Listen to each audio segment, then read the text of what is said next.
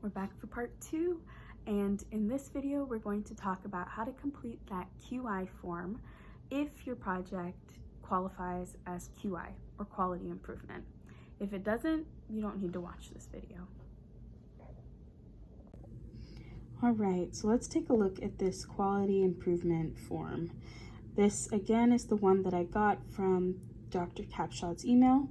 At the top you can see the instructions that this form has to be submitted with finalized copies of project related materials, and it is still going to use IRBnet. So when we take a look at the form, you're going to have your general project information here. Here's the literature review. I pretty much copied and pasted this from the first 3 chapters that we had, one of which was the literature review.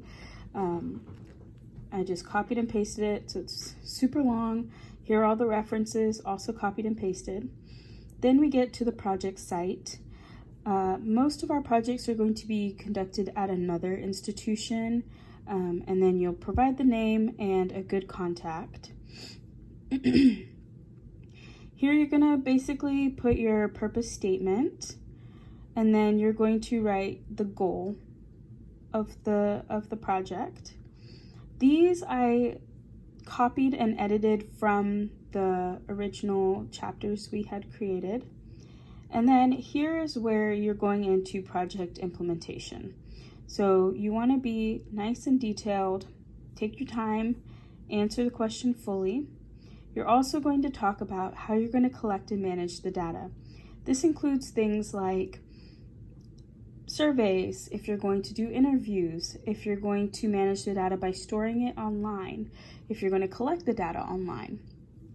Every single part that has to do with the data collection and as well as the data analysis, you need to just state it. Here you're going to have some yes or no questions for the ethical considerations. You're going to talk about your inclusion and exclusion criteria here. Talk about your risks. And so every project needs to have risks. So there's at least one of which being your laptop could be stolen, the data could be compromised. So make sure you include at least that. And then some additional questions about confidentiality and security. This is kind of what I'm talking about with the computer being stolen. This is just some acknowledgements to say that you're responsible for this project as you are the main researcher. And then that's the end of the document. So as you guys can see, the QI form is really short.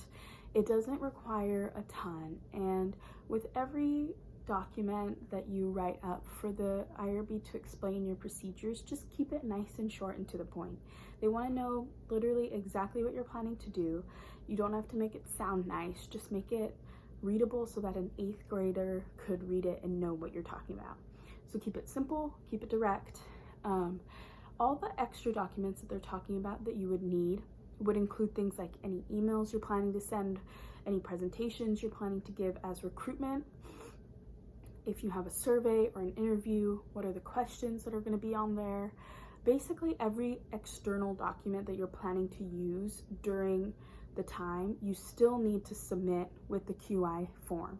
So it's not just that form. It also includes everything that will become a part of your research. Informed consents, any types of flyers that you're trying to make, those things need to be included as well.